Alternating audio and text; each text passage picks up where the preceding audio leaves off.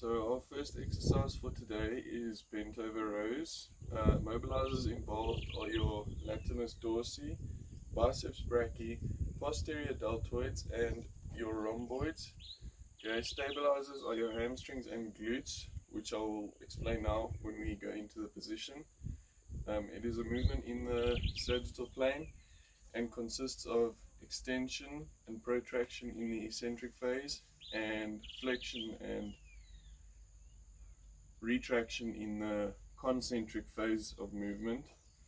A bent over row is a first class lever where the load is the weight, the fulcrum is your elbow, and the load is the mobilizers, which I have stated previously. To regress a bent over row, because usually you use a barbell when you are doing bent over rows, but to regress it you can use dumbbells, okay, because that shortens the resistance lever, okay, which will make it a bit easier. And to progress it you can add a 2-second hold before moving to the eccentric phase, so just after the concentric phase.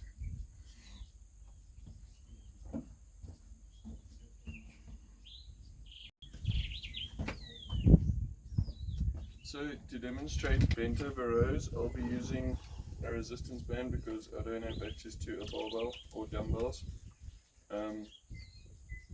But yeah, you can just think about what I'm saying and try and apply it. So bent over rows would be there, okay, and there with a straight back. So you'd have the barbell here and you would row there, there, okay. So now to regress it you'd use dumbbells where it would be dumbbells, okay, and then you would row, okay, making sure to retract the shoulders on the concentric phase, okay, and then to progress it you can add a 2-second hold at the end of the concentric phase. So for example this would be the concentric phase, so at the end of it you'd add a 2-second hold. So for example it would be concentric phase 1, 2, and eccentric phase, concentric phase 1, 2.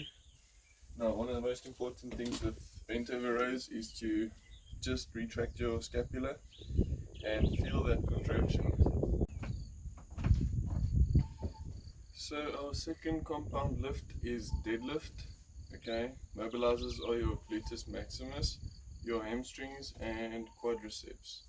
Your stabilizers are, but not limited to, your gastrocnemius, your erector spinae, your trapezius and your levitator scapulae, but I can't reach there. It is a movement in the sagittal plane and consists of extension in the concentric phase and flexion in the eccentric phase. So basically eccentric, concentric, okay. It is a third class lever where the fulcrum is at the hip joint, the effort is at your quadriceps, and the load is the weight that you are holding or your body weight if you are doing body weight deadlift.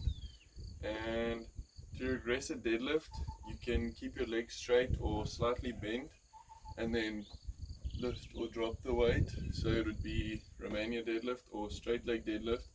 And to progress it, when you are getting stronger obviously, and you're getting very strong for Romania deadlift and you want to try deadlift, to progress it you can add a lot more weight. So if you're struggling with bodyweight deadlift, whatever, then you regress to Romanian or straight leg, and when you are comfortable with your Romanian and straight leg and you can do bodyweight deadlift, you can add the weight and get the weight up there.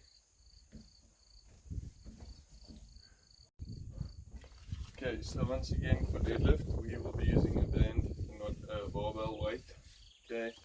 So what's going to happen is we'll start here, okay, feet about shoulder width apart, toes pointing a little bit out so that you don't put too much pressure on the knees, okay. So you'll start down here with a straight back, legs bent, holding the bar, okay. And what you're going to do is you're going to stand up using your body and your back, okay. Remember to keep your back straight, otherwise you can hurt your back badly. And for the regression of deadlift, which is the Romanian or straight leg. You're gonna, same thing with your stance, keep your legs straight or slightly bent, and you're just gonna drop your back, keeping it straight, and you're gonna lift again. That'll strengthen your back, hamstrings, and glutes, so that you'll be able to perform a deadlift much easier. And for the progression, you just add a weight, which will be in a barbell in the front of your body. It's on the floor, and you pick it up and you stand up.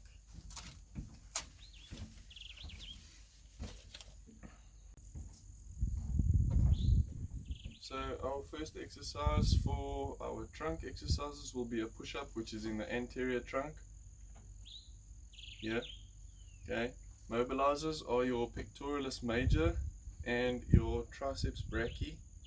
Okay. Stabilizers are your anterior deltoids, your abdominal muscles also, because it helps you maintain that bridge kind of form.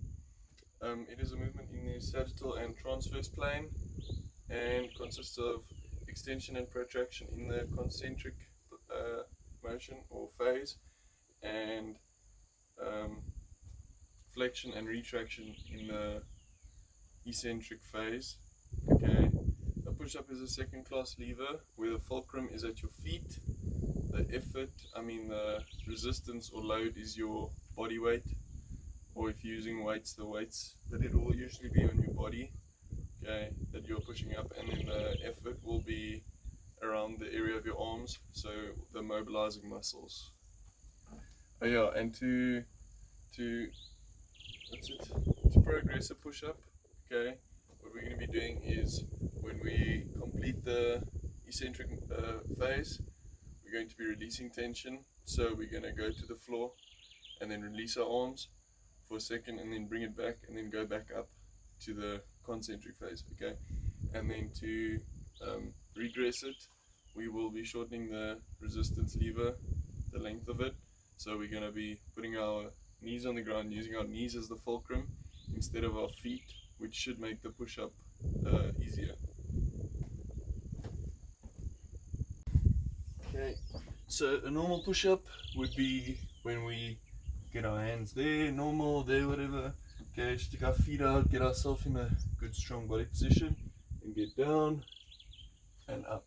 Now when we progress it, okay, what's going to happen is we're going to get down, release, and back up. We're going to down, release, back up. Okay, now to regress it, we're going to put our knees on the ground instead of our feet, and then it's just going to be a shorter lever, which should make less weight and an easier push-up.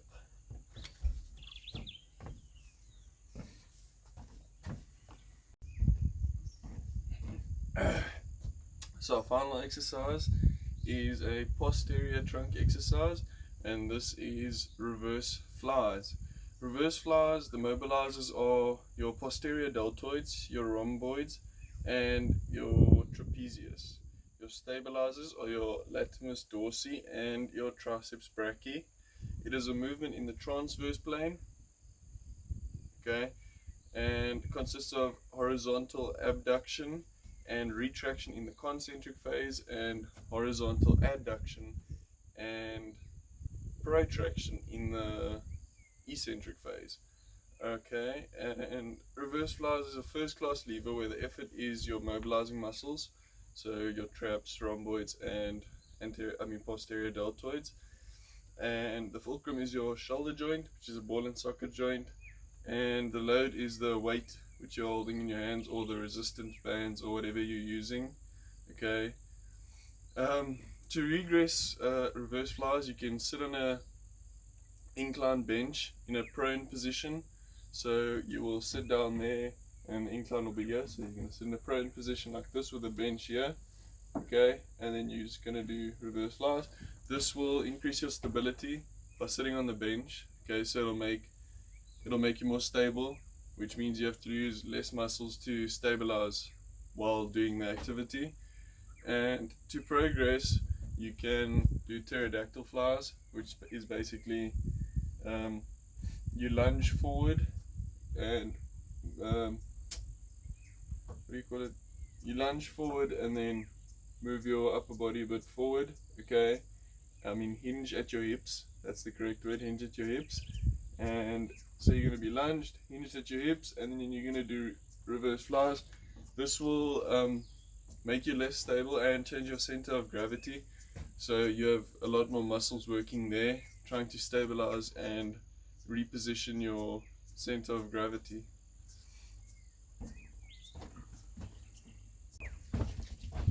So for reverse flies, I'm going to use a resistant band once again. So you're going to be there. So reverse flies will be there. There. Okay, and then to regress it, you can sit on a bench. So you're going to sit on a bench, lean forward on the bench in a prone position, and you're going to do the same thing. Now, I don't have a bench with me, so yeah, and then pterodactyl flies, when you want to progress it, you're basically going to lunge forward.